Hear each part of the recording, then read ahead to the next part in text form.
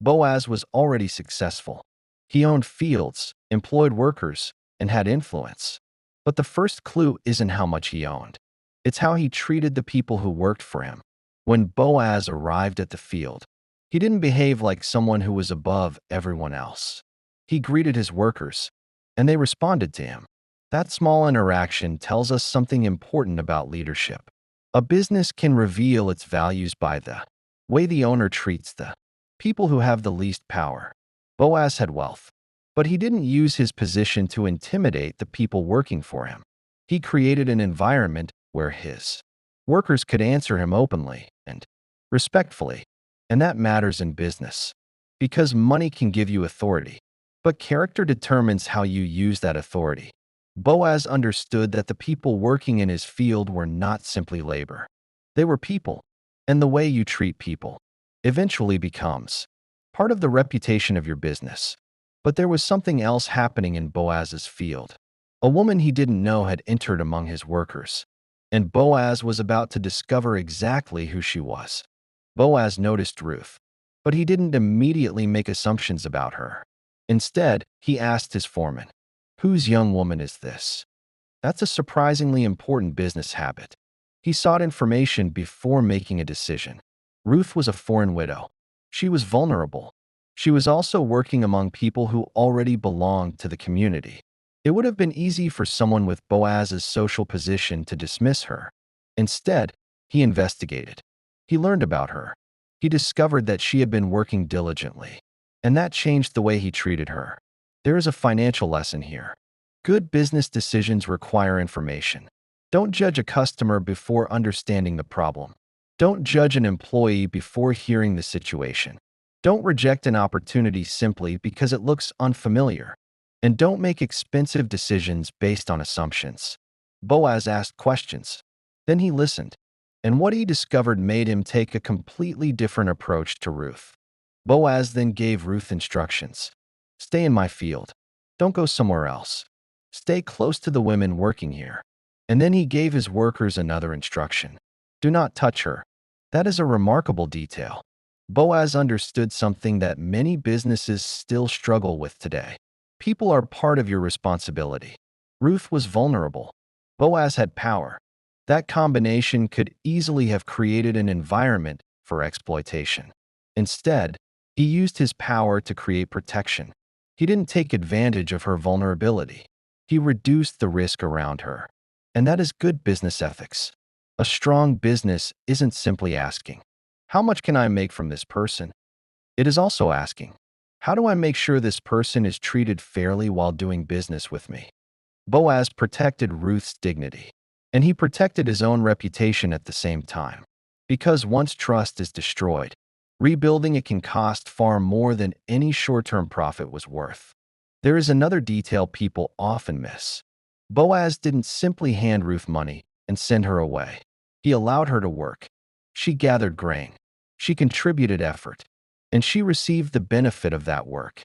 That's an important distinction. Sometimes helping someone financially means giving them immediate relief.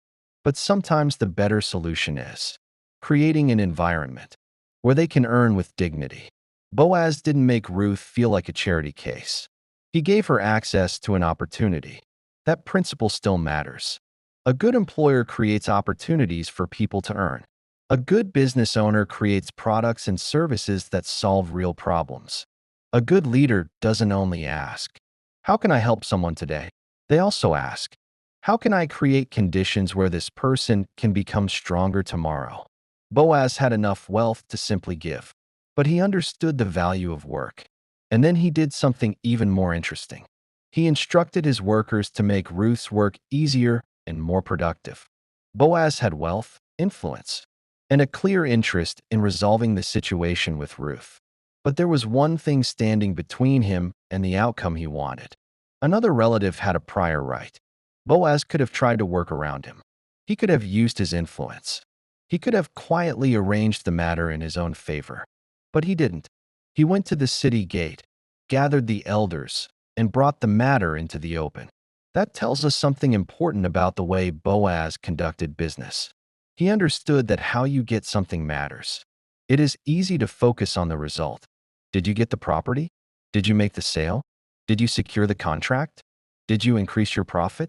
But Boaz understood that a successful outcome obtained through dishonest means can become a liability. A shortcut may save you time today and cost you trust tomorrow. Think about modern business. A seller can exaggerate a product's results and make a quick sale. An employer can underpay workers and increase profit. A business owner can hide an important detail from a customer.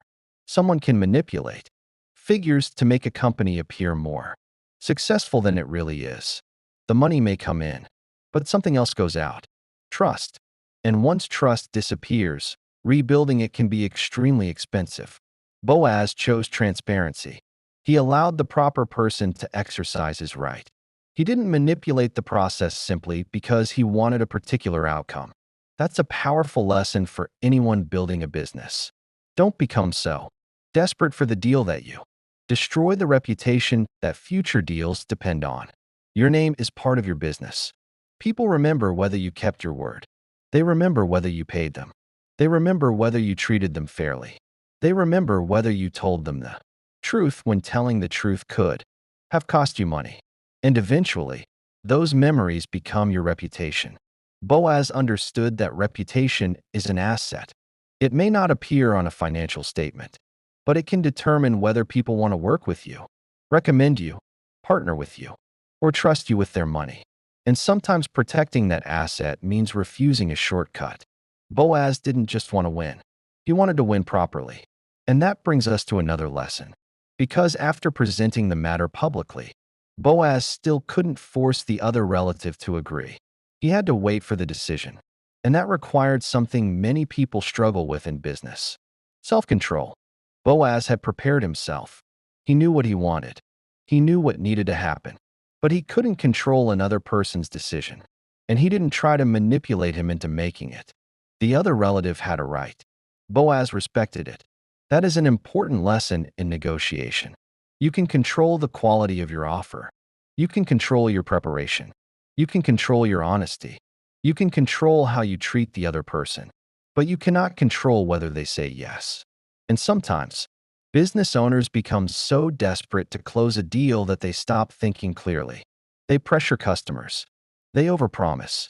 They hide important information. They accept partnerships that don't make sense simply because they don't want to lose the opportunity. Boaz shows another approach. Make your position clear. Then allow the other person to make a decision. That doesn't mean being passive. It means understanding the difference between persuasion and manipulation. Persuasion gives someone information and allows them to decide. Manipulation tries to remove their ability to decide freely. That difference matters. And it also applies to customers. Not every customer is your customer. Not every opportunity is your opportunity. Not every deal should be accepted. Sometimes walking away is wiser than forcing something that doesn't fit. Boaz also understood that a transaction affects more than the person signing the agreement. The property represented family inheritance. Ruth had a future connected to the decision. Naomi's family had already experienced loss. So this wasn't simply about acquiring an asset. There were people attached to the transaction. And that's another principle worth remembering. Good business considers the consequences beyond the transaction itself. A business owner may see a contract. An employee may see their livelihood. A customer may see their savings. A supplier may see their ability to feed their family.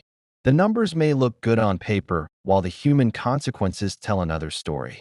Boaz didn't separate business from responsibility. He understood that wealth gives you options. But those options come with responsibility. And this is where his story becomes bigger than a lesson about making money. Because the real question is not simply, how much can I gain? It is, what kind of person am I becoming while I gain it? That question leads us to the final chapter. Boaz was already a wealthy man when we first meet him. So the lesson isn't that he became successful because he discovered some secret business trick. He was already successful. The interesting question is, what did he do with that success? He used his position without humiliating people. He treated his workers with dignity. He protected Ruth when she was vulnerable. He created an opportunity for her to work. He handled an important transaction publicly. He respected another person's legal right. And he refused to allow his desire for an outcome to override his integrity. Those choices created something bigger than immediate profit. They created trust. And trust is one of the most valuable assets any business can have. Customers return to businesses they trust. Employees stay where they are respected. Partners prefer people whose word they can rely on. People recommend businesses that treat them well. And opportunities often come through relationships that were built long before the opportunity appeared. Boaz understood something that many people discover only after making expensive mistakes. Your character travels with your money. If you are dishonest before you become wealthy, wealth simply gives your dishonesty more power. If you are careless with people when your business is small, having a larger business will not automatically make you more responsible. But if you build with integrity from the beginning, growth can multiply the good you are capable of doing. That is why Boaz's story is relevant to business today. It isn't telling us to reject profit. It isn't telling us that successful people shouldn't be ambitious. It is showing us that profit and integrity don't have to be enemies. You can make money without exploiting people. You can negotiate without deceiving people. You can lead without intimidating people. You can grow without destroying trust. And you can become successful without becoming ruthless. The ultimate measure of a business isn't only what it earns. It's also what it creates. Did it create employment? Did it solve a real problem? Did it help people? Did it build trust? Did it leave something valuable behind? Boaz's wealth gave him influence. His character determined how he used it. And perhaps that's the greatest business lesson hidden in his story. Don't just build something profitable. Build something people can trust. Because money can make a business successful for a season. But integrity is what gives success a legacy. Case file closed.